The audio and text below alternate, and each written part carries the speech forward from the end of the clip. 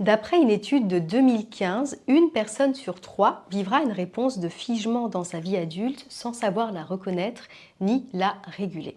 Si vous avez déjà eu cette sensation d'être bloqué, incapable de passer un coup de fil, d'ouvrir un mail ou de répondre à un conflit, voire même qu'il vous arrive de vous sentir totalement submergé par la fatigue ou de perdre votre énergie au moment où vous en avez le plus besoin, grâce à cette vidéo, vous allez comprendre pourquoi votre cerveau appuie parfois sur le bouton pause sans vous demander votre avis et comment retrouver votre élan.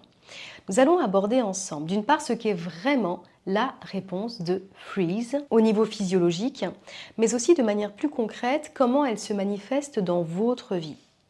Pourquoi vous pouvez en arriver à ne plus pouvoir agir ni avancer, même quand tout semble aller bien autour de vous, ou que vous êtes pourtant motivé par vos projets et que ça peut parfois vous mener au burn-out. Et surtout, comment vous remettre en mouvement sans forcer grâce à des clés issues des neurosciences appliquées et de l'intelligence neurosomatique. Vous avez déjà probablement vu cette scène dans un film. Un animal est dans la forêt en train de se nourrir. Il entend un bruit, il se fige, le temps de comprendre ce qui se passe et de décider s'il doit fuir ou se défendre. Eh bien, cette image permet de parfaitement décrire la réponse au stress de freeze ou de figement en français. C'est un arrêt temporaire de la mobilisation, c'est-à-dire que les muscles se tendent, le cœur s'accélère, mais l'action en elle-même est suspendue, le temps que le cerveau évalue plus précisément la situation que l'on vit et décide de la prochaine action la plus appropriée pour assurer notre survie. Cette stratégie de survie, comme toutes les autres réponses au stress, se déclenche de manière réflexe, dès lors que notre cerveau perçoit une menace dans notre environnement. Donc c'est un fonctionnement normal, sauf quand cette réponse devient notre manière habituelle de réagir parce qu'on n'a pas les outils pour faire autrement face au stress.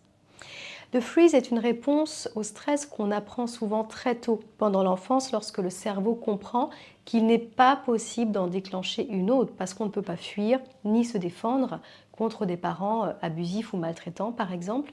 Donc on va simplement se figer et attendre que ça passe. À l'âge adulte, ce schéma tend à persister même si on aurait les moyens de réagir autrement.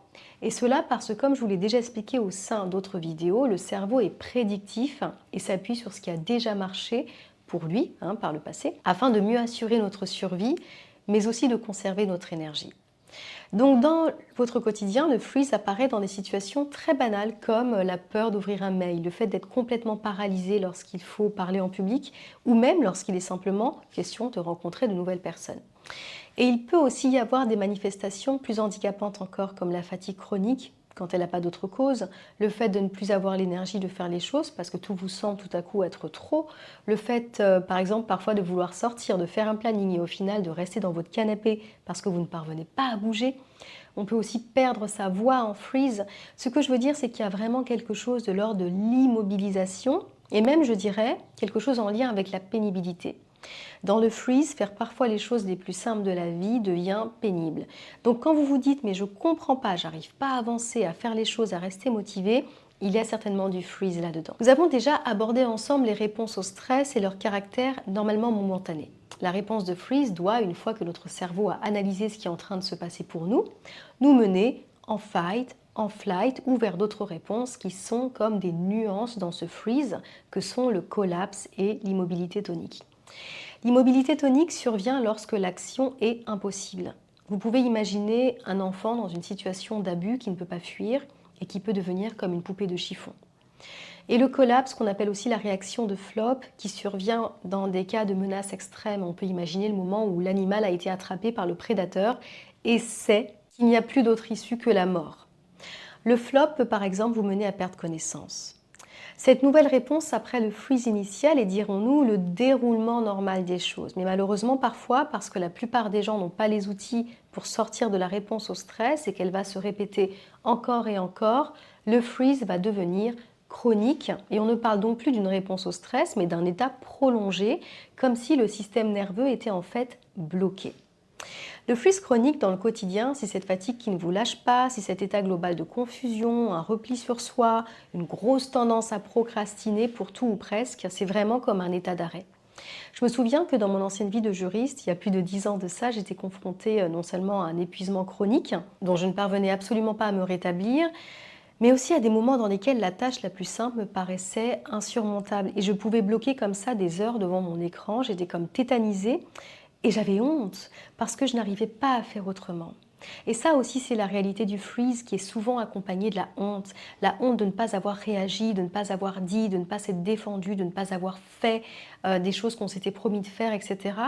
Alors qu'on ne pouvait rien faire puisque notre système nerveux avait enclenché son mode protection. Donc c'est vraiment un cercle difficile à briser sans régulation consciente du système nerveux avec les bons outils comme ceux que je propose en intelligence neurosomatique qui vont vraiment permettre de se sortir du figement et de retrouver la liberté d'action. Alors comment fait-on pour sortir du freeze? Eh bien, on organise sa régulation en amont. N'oubliez pas, le cerveau déclenche la réaction au stress parce qu'il n'y a pas d'autre solution et que cette façon de réagir ayant déjà marché pour lui dans le passé, elle est devenue automatique puisqu'elle lui permet d'assurer votre survie à coup sûr et de conserver son énergie. Donc on y va à petite dose en fonction de sa capacité.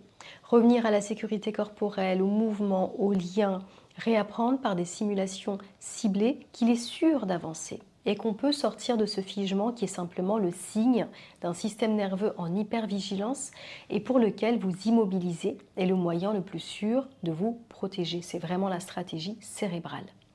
Ça nous apprend aussi à nous regarder autrement et à mieux nous comprendre, car en général, on peut essayer de se forcer alors que le corps dit non.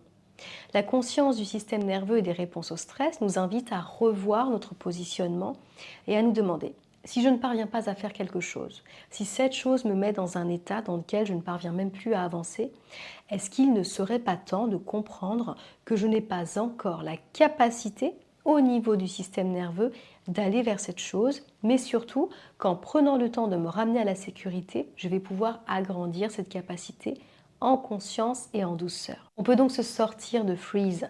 Je vous mets en description de cette vidéo le lien vers un atelier sur ce sujet qui a eu énormément de succès afin que vous puissiez commencer à apprivoiser votre système nerveux avant que l'on aborde dans une prochaine vidéo d'autres variantes du freeze qui peuvent vous mener notamment à la dépression et au burn-out.